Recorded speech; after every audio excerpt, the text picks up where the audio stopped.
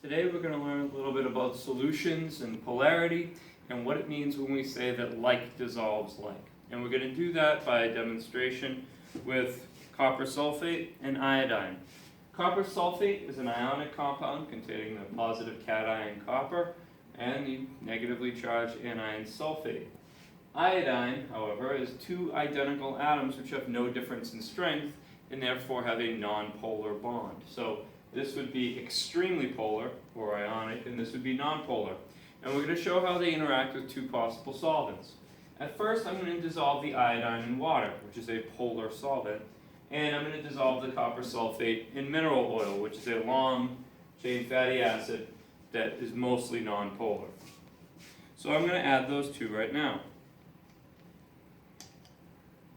I'm going to try and dissolve it. As you can see, if you look at the copper sulfate in mineral oil, it's not really dissolving.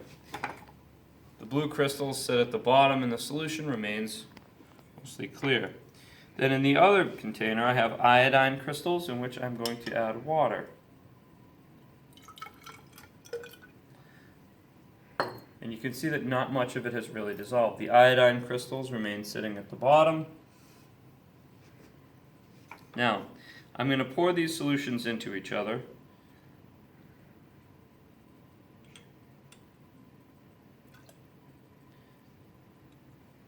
I actually need to squirt this down.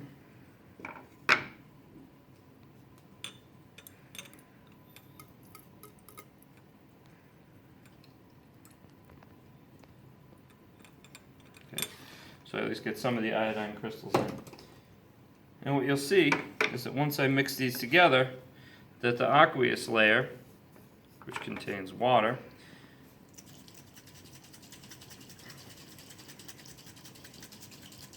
is going to contain a nice blue color, which represents the copper sulfate being dissolved. The mineral oil layer, once these settle out, is going to contain the iodine. You can see the oil layer, which is separating on top, contains the nonpolar iodine.